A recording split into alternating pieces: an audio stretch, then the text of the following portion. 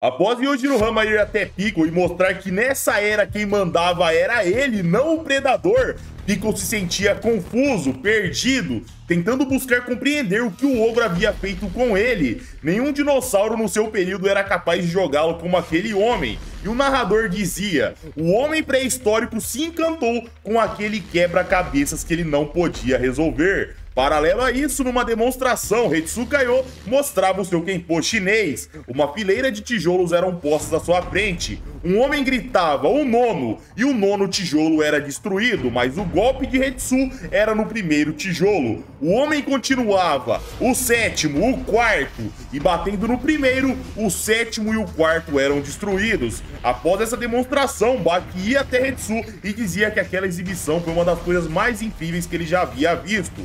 Hetsu dizia que se ele tentasse, obviamente ele faria o mesmo. E o campeão falava: você acha? Você tem tanta precisão e controle com seus ataques? Até parece magia, eu não sei se eu conseguiria. Hetsu sorria e perguntava: então, Baki, o que te traz até aqui? O campeão perguntava o que as artes marciais chinesas simbolizavam para ele. Uma modalidade de mais de 4.000 anos, um tesouro antigo da humanidade. As artes marciais chinesas eram incríveis e mesmo ele tendo vencido Hetsu no passado, ele ainda o considerava seu mentor. Baki reverenciava e pedia para eles lutarem novamente. Hetsu olhava sem palavras, desviava seu olhar para baixo e se recusava. Ele dizia que não tinha interesse naquela luta. Na verdade, ele não se interessava em mais ninguém desde que Piccolo apareceu. Ele queria lutar com aquele que reinou no topo da cadeia alimentar mais forte da história. Aquele monstro é algo que só existia nos seus sonhos. Seu coração e mente gritava dizendo para ele lutar contra o Piccolo. Outras pessoas ele não tinha interesse. Ele queria saber como o Predador iria reagir contra o seu Kenpo chinês, uma modalidade que existia há mais de 4.000 anos. Não importava o que iria acontecer com ele, essa luta tinha que acontecer. Era o seu sonho, nada e nem ninguém importava mais que aquele combate.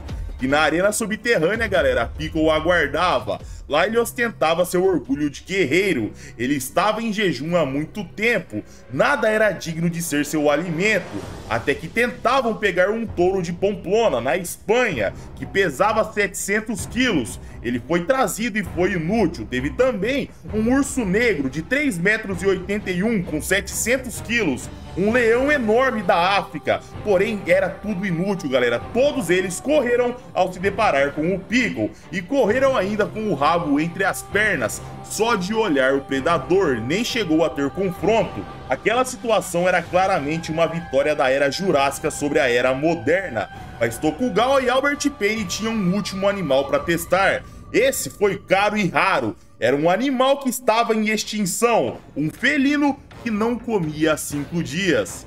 Com 4,70 m, pesando 488 quilos, um tigre siberiano do tamanho de um touro iria ser o próximo teste de Piccolo. E vale ressaltar aqui, galera, que não existe tigres siberianos desse tamanho. Um tigre siberiano adulto, no seu auge, pode ter em torno, talvez um pouco mais, um pouco menos de 3,15 m. 4,70 m não existe. Isso aqui é claramente um tigre mutante, um bicho monstruoso. Porém, enfim, continuando, o animal olhava e pensava: ele vai ser um bom alimento, ele é grande, delicioso, mas por que diabos ele não tá fugindo de mim? No seu território, todos fogem dele, o coelho, o lobo, o alce e até o urso, mas esse era diferente. O predador pensava: por que ele está se levantando? Por que ele está esticando a sua mão? Eu vou devorá-lo, sua mão e pescoço serão mastigados. Piccolo sorria e de repente o tigre pensava: por que tudo ficou de ponta cabeça do nada? O que está acontecendo aqui? Piccolo o dobrava no meio, galera, com uma facilidade absurda. Ele o soltava e o animal estava morto no chão. E aquele gigante seria digno de ser sua refeição. Na televisão as notícias se espalhavam. Piccolo havia matado um tigre siberiano, uma espécie que estava em risco de extinção. Os jornalistas, a opinião pública, Todo mundo tinha aquilo como inaceitável e um debate começava a acontecer na TV. Um animal que corre o risco de deixar de existir, ser servido de alimento, isso tá errado. Isso é cruel, desumano. Existem cerca de 480 a 520 tigres siberianos vivos. Será que isso é justo? Por que não deram outro tipo de carne pro Pickle? Mas naquela sala, galera, alguém pensava o oposto. Era o Dr. Albert Payne, ganhador do Nobel de Química, e em uma transmissão à distância, o doutor dizia que Pickle representava o milagre, a sua alimentação estava ameaçada, então por mais que o tigre siberiano estivesse em extinção, ele era a única opção, a única fonte de alimento que o Pickle aceitava. O doutor continuava, existem mais de 500 vivos, não façam confusão por causa de um. Pickle é muito mais precioso do que um tigre, ele precisa sobreviver. Se precisarmos, deixaremos Pickle comer todos, até o último. Existem outras espécies de tigres, já Pickle é o único, ele vale mais do que uma espécie inteira.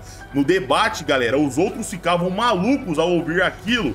Sacrificar uma espécie inteira por causa de outra, isso estava fora de cogitação. Eles perguntavam, você sacrificaria sua esposa por causa de sua amante? Isso não tem sentido nenhum. E sentado num quarto, galera, Hetsu Kaiô assistia aquele debate. Um tigre não seria o próximo oponente de Pickle, seria ele.